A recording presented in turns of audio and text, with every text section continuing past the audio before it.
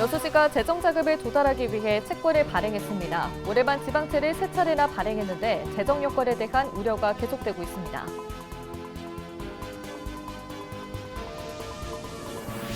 신안군이 안좌도 일대에 세계 해태상 테마공원을 조성하겠다는 포부를 밝혀왔습니다. 이미 수십억 원의 예산이 들어갔지만 공사는 중단됐고 비리 의혹이 겹치며 관광 프로젝트도 멈춰섰습니다. 무안에 추진되고 있는 의료 폐기물 소각장 설치 사업에 대해 정의당 전남도당이 반대하고 나섰습니다. 정의당은 무안군의 명확한 입장 표명과 주민을 위한 적극적인 대응을 촉구했습니다. 밥 한 끼는 때론 허기뿐만 아니라 헛헛한 마음까지 채워주기도 합니다. 김치찌개를 3,000원에 파는 식당, 청년들을 지키는 한 신부의 이야기를 조명해봤습니다.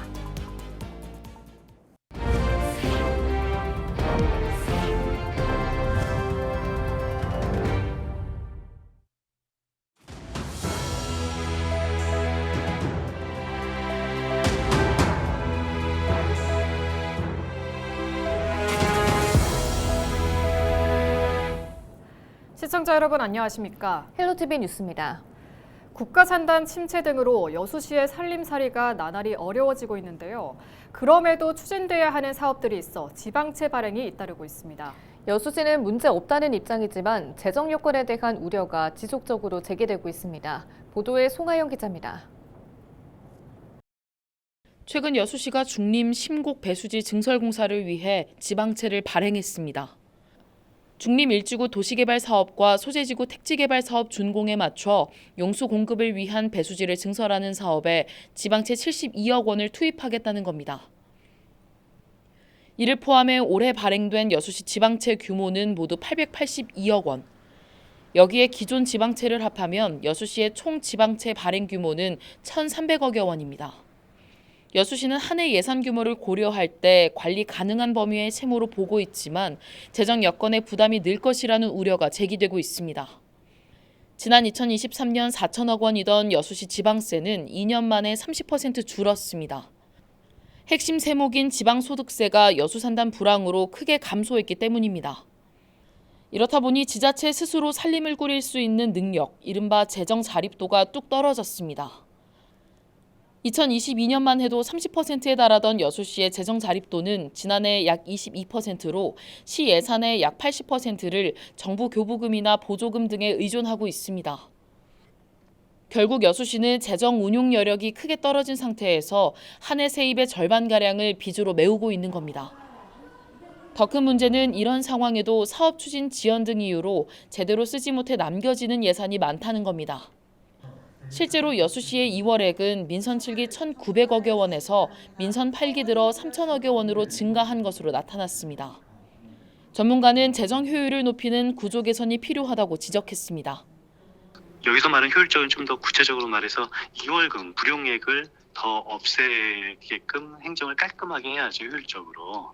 그런데 아직도 여수는 2월금 불용액이 굉장히 많아요. 반복되는 2월 예산과 커지는 채무. 여수시의 재정 효율을 높이기 위한 꼼꼼한 예산 수립과 합리적인 집행이 시급해 보입니다. 헬로티비 뉴스 송하영입니다. 신안군이 안좌도 일대에 세계 해태상 테마공원을 조성하겠다며 대대적으로 홍보했는데요. 하지만 수십억 원의 예산이 투입된 이 사업은 공사가 중단된 데다 다른 사업으로 변경된 것으로 드러났습니다. 행정부실의 비리 의혹까지 겹치면서 또 하나의 멈춰선 사업이 됐습니다. 장혜원 기자입니다.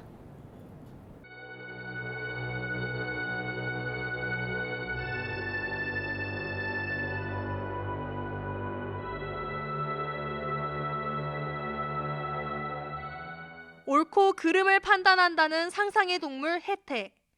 신안군은 지난 2017년 천사대교 개통에 맞춰 관광객 유치를 위해 해태상 테마공원을 조성하겠다고 발표했습니다.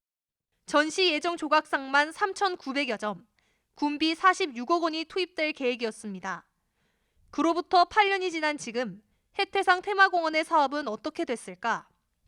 사업 추진 과정에서 당시 군수의 지시를 받은 공무원이 사업 등록증조차 없는 개인과 수의계약을 맺어 해태상 5억 원어치, 수석 8억 원어치를 구입한 사실이 감사원 감사에서 드러났습니다. 이후 감사원 결정에 따라 해당 공무원에게 정직 3개월과 감봉 3개월, 견책 등의 징계가 내려진 것으로 알려졌습니다. 사업을 주도했던 고기로 전 군수가 재선에 실패하면서 공사는 사실상 중단됐고 해태상은 2년 넘게 군청 공터에 방치되기도 했습니다. 수년째 신안군청 일대에 방치됐던 해태조각상은 현재 이렇게 암석지방공원에 옮겨져 있습니다. 이에 신안군은 현재 기탁받은 해태상 100여 점을 내년에 조성될 암석지방공원에 전시할 예정이며 나머지 900여 점은 반환 처리했다고 밝혔습니다. 또 해태상 테마 전시관 사업은 유리온실로 변경해 사업을 추진하고 있으나 세부적인 계획은 논의 중이라고 설명했습니다. 결국 수십억 원의 예산이 투입된 사업이 기공식만 남긴 채 사실상 사라진 셈입니다. 신안군의 대규모 관광 프로젝트가 잇따라 표류하면서 현실적인 대책이 시급해 보입니다. 헬로티비 뉴스 장혜원입니다. 무안군에 추진 중인 의료 폐기물 소각장 설치를 두고 지역 정치권에서 반대 목소리가 나왔습니다. 정의당 무안군 지역위원회는 10일 무안군청 앞에서 기자회견을 열고 현재 삼향읍과 청계면 일대에 조성 중인 의료 폐기물 소각장은 하루 93톤을 처리할 수 있는 규모로 환경 오염과 주민 불안을 막기 위한 적극적인 대응과 명확한 입장을 내놓을 것을 촉구했습니다. 그러면서 인근 목포시의 경우 의료 폐기물 소각시설 사업 계획에 대해 주민 의견 수렴과 환경청 방문 등 적극적인 행정 대응 끝에 사업 계획이 반려됐다며 무안군은 이와 달리 현재까지 별다른 입장 표명을 밝히지 않고 있다고 지적했습니다.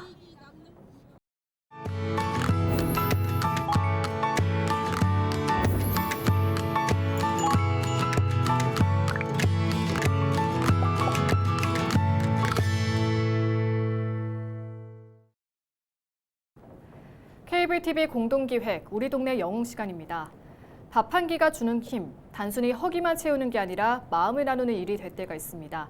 전북대 앞에는 김치찌개를 3,000원에 파는 식당, 청년식탁 사익길이 있는데요. 여기서 청년들의 하루를 따뜻하게 지키는 한 신부의 이야기를 SK 브로드밴드 김다라 기자가 전합니다. 분주하고 복잡한 도심 속 천주교 전주교구 소속 김회인 신부가 하루를 맞이합니다. 그가 매일 아침 향하는 곳은 전북대 앞에 자리한 작은 식당, 청년식탁 사익길입니다. 사람의 사자, 그리고 이어준다는 잇, 그다음에 있다, 존재한다라고는 잇, 그리고 먹는다는 잇, 그 앞글자, 그리고 길 하면 인생 여정 우리가 길이라고 하잖아요. 이 세 가지를 다 더해서 하나의 의미로. 김 신부는 청년들의 허기진 하루에 따뜻한 밥 한 끼를 내어줍니다. 우리가 흔히 배고프다라고 할 때 문화적인 것에 대한 배고픔도 있고 또 그리고 마음의 그런 공허함이랄까. 요즘 청년들 같은 경우 은둔 청년, 그래서 고립으로 나아가고 있는 은둔 청년들이 상당히 많잖아요. 바로 그러한 청년들을 위한 우리가 마음의 밥도 제공할 수 있는 그런 곳으로. 사익길은 천주교 전주교구의 지원으로 지난 2023년 문을 열었습니다. 김치찌개 한 메뉴에 가격은 단돈 3,000원. 청년들이 자존감을 지키며 기꺼이 낼 수 있는 금액으로 정했습니다.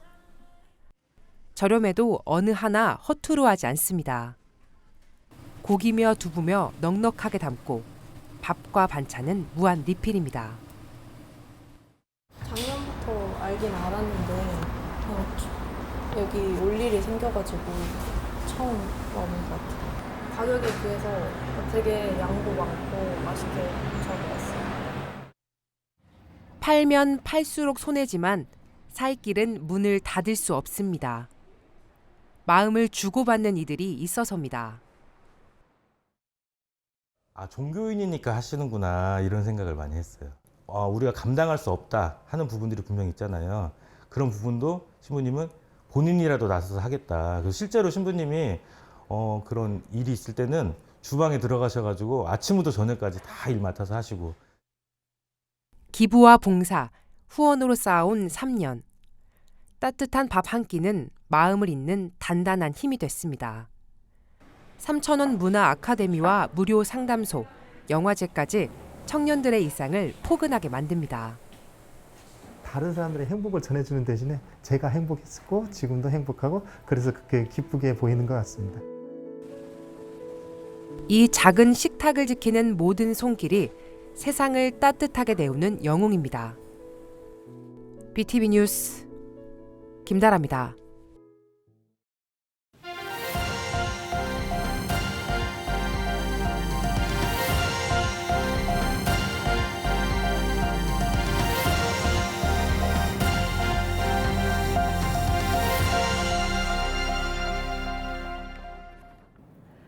전남경찰이 휴대전화를 분실한 것처럼 속여 수십억 원대의 보험금을 타내고 단말기를 해외로 빼돌려 부당 이익을 챙긴 일당 60명을 적발했습니다.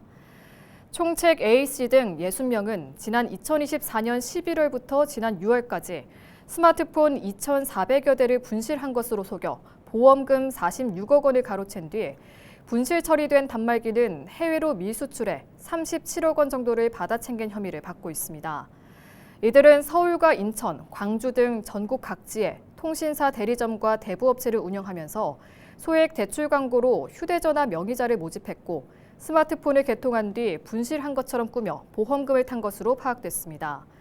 경찰은 범죄에 적극적으로 가담한 7명을 구속하고 휴대전화 256대는 압수, 28억 원 규모의 재산에 대해서는 추징 또는 보전할 수 있도록 조치했다고 설명했습니다.